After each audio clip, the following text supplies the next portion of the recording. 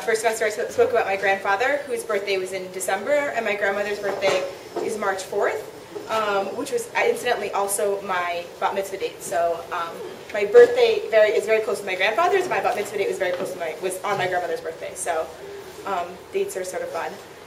She was born March 4th, 1915, originally Shirley Weisfeld.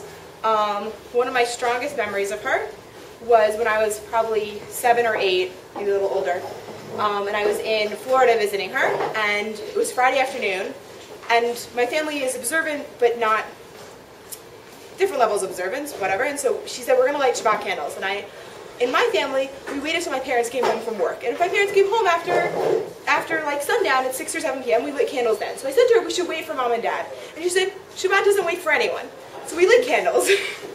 This would be juxtaposed to her philosophy of intense love of lobster.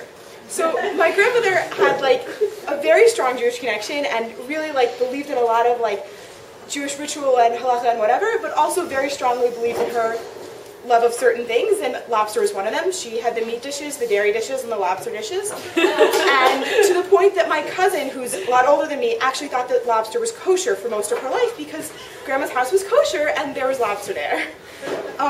My grandmother family was number one. It was really important to her to have them around. It's one of the reasons I think she really loved Judaism, loved the Jewish holidays. But to her, those were sort of obvious parts of the calendar. And so her favorite days were Mother's Day and her birthday, because she got to really mandate that the family was there. And so we'd have huge family dinners. We would all go down to Florida, or when they moved to the Northeast, we'd have 20-person family dinners around her birthday, and she would always make sure my grandfather's birthday was also celebrated. He could have cared less, but she felt it was like very important. So it is from her that I inherited a lot of my passion and perhaps even my skills for teaching. She was a school librarian, a woman who got her master's in library science in the 1930s, which was no small feat. She was a very independent and strong woman who knew what she wanted and ensured that it happened. She insisted that she and my grandfather have their first child, my Aunt Linda, before my grandfather left to serve in China, India, Burma. So he was in basic training. They got married. 3 days later, they were in Texas for basic training, and she insisted that they try to get pregnant because she was like, I want to have a child. And my grandfather was like, I'm not going to be here. And she was like, that's okay. I really feel like this is important. So family has always been important to her.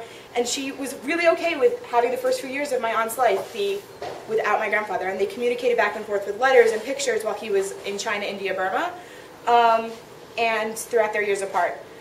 She was a woman who motivated me to go out, search for what I wanted, and claim it, that it was mine if I wanted it, while also retaining and remembering the family ties which were so crucial to her and to me. Thank you very much.